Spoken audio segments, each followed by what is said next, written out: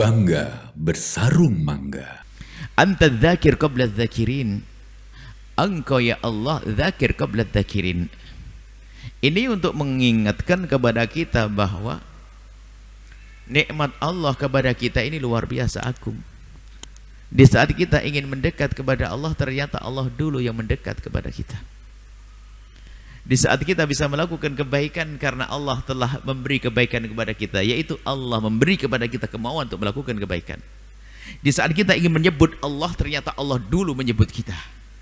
Di saat kita ingin berzikir, ternyata Allah memberikan kepada kita kemauan untuk berzikir. Jadi anta dzakir, engkau ya Allah, engkau dzakir, engkau yang menyebutku ya Allah. Disebut oleh Allah, maksudnya disebut, diberi oleh Allah kemauan.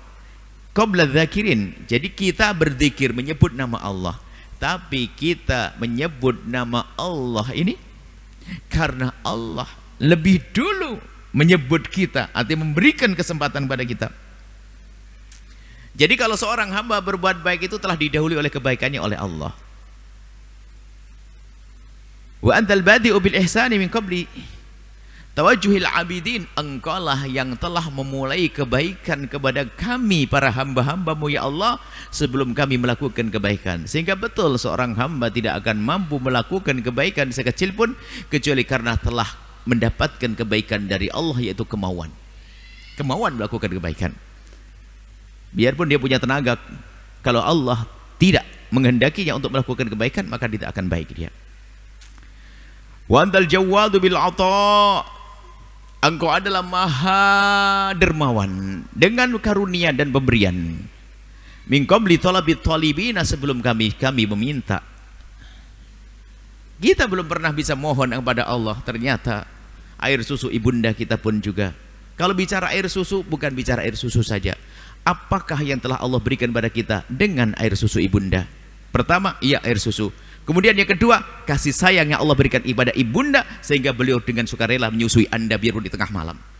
Bukan sekedar air susu yang dituangkan di mulut kita, akan tapi Allah beri hati seorang ibu yang penuh kasih, sehingga dengan penuh kasih sayang menyusui Anda di tengah malam. Loh, ini kan karunia lagi. Karunia yang banyak. Waktu itu kita sudah doa, waktu dari bayi, ya Allah berikan, enggak, kita belum pernah minta. Dan alangkah banyaknya karunia yang Allah berikan pada kita, kita tidak pernah memintanya. Yang banyak adalah kita minta tapi salah, sehingga Allah seolah-olah tidak mengkabul, padahal mengkabul. Kita kalau minta kurang kualitas, kita kadang kalau minta kurang berkualitas. Ya, kadang minta kita kurang berkualitas. Ya, karena permintaan kita kurang kualitas, kadang tidak dikabul oleh Allah. Bukan tidak dikabul beneran, diganti oleh Allah lebih berkualitas. Tapi seorang hamba yang terburu-buru, dia tidak paham, lalu dia menyimpulkan, doaku tidak dikabul. Setiap hari aku doa semoga rezekiku banyak, rezekiku banyak, rezekiku banyak. Rezeki, duit. Seolah-olah tidak dikabul, karena sementara Allah sudah berjanji, asalkan permohonanmu itu serius dan benar, maka Allah akan kabul. Ud'uni astajib lakum. Mungkin ada berkata, tapi aku sudah berdoa serius tapi belum dikabul. Oke. Mungkin doanya belum serius. Sudah, anggap kalau memang doamu sudah serius, pasti dikabul oleh Allah. Mana buktinya? Allah itu kalau memberi kepada hambanya adalah dengan bermacam-macam. Satu, Allah memberi hambanya sesuai dengan permintaannya. Kadang Allah memberikan kepada seorang hamba lebih dari yang dimintanya. Kita minta merah dikasih hijau oleh Allah. Kita minta rezeki, ternyata Allah beri kepada kita lebih gede lagi. Apa itu? Dijaga jantung kita. Berapa harganya jantung? Jadi makanya kalau kita memohon kepada Allah, hendaknya khusnudon, Allah pasti mengabul. Untuk wa antum muqinuna bil ijabati. Kalau kita minta kepada Allah, jangan ragu, yakin Allah mengkabul. Cuman bentuk pengkabulan kan ada 3. Pengkabulan di saat kita meminta dikasih oleh Allah, yang pertama. Yang kedua adalah pengkabulan dalam bentuk yang berbeda, yang lebih penting, cuman karena kita bodoh tidak pernah minta itu.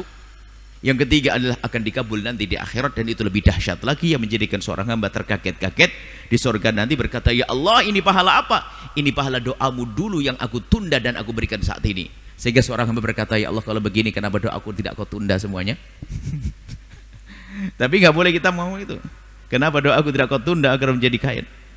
Artinya di akhirat itu nanti ada hitungannya. Kita punya kisah hidup, bukan sekedar kisah hidup di dunia, ada kehidupan setelah kehidupan di dunia. Wa antal wahhab, dan engkau adalah pemberi karunia kepada kami. Kekayaan, rizki, uang dan sebagainya. Yang ngasih rizki memang jerih payah. Anda bekerja keras, tapi yang ngasih tenaga. Saham kita, sahamnya 100% Allah kok. Tenaga, lihat. Jangan mengatakan, oh sahamnya dari saya, tenaga saya. Yang ngasih tenaga adalah Allah kok. Ide dari Allah kok, ada orang punya tenaga dari kasih ide kok.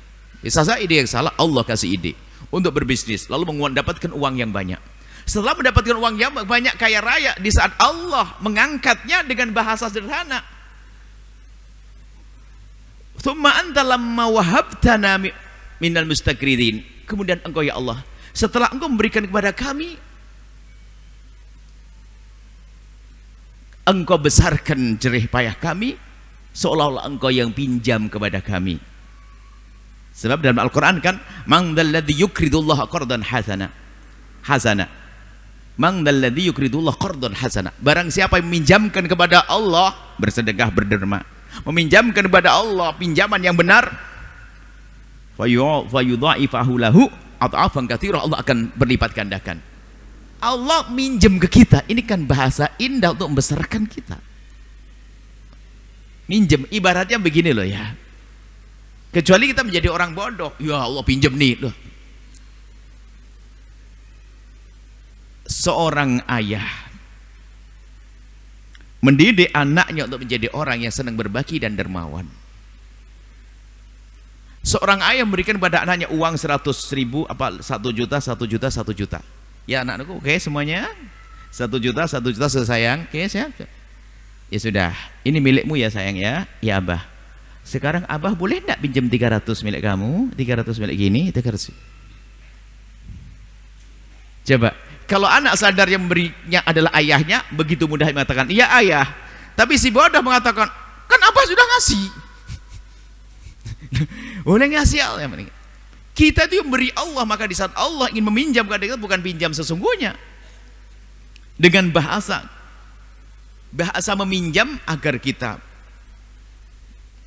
punya kepuasan bahwasanya ini jerih payahku dan nanti Allah akan balas, berikan padaku segala kebaikan.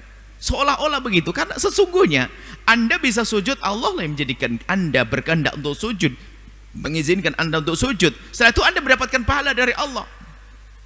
Sehingga kalau kita kembali kepada hikmah Ibn Athaillah yang sebelumnya, bahwasanya nggak pantas kalau kita berjuang lalu mengatakan, ya Allah mana gajiku? Gajiku memang kau punya modal. Siapa yang menjadikan kau mampu?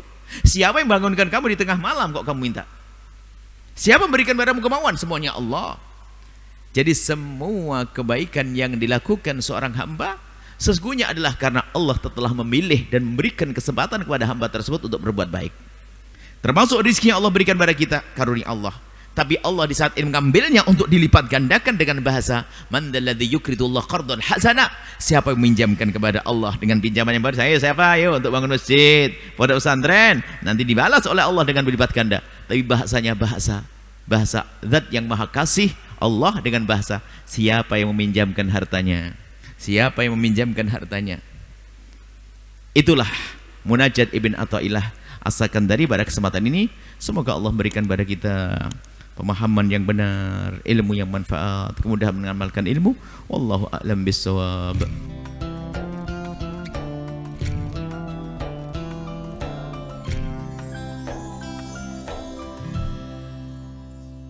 Sahabat Al-Bahjah TV, setelah menyaksikan video ini, jangan lupa bersolawat kepada baginda Nabi Muhammad.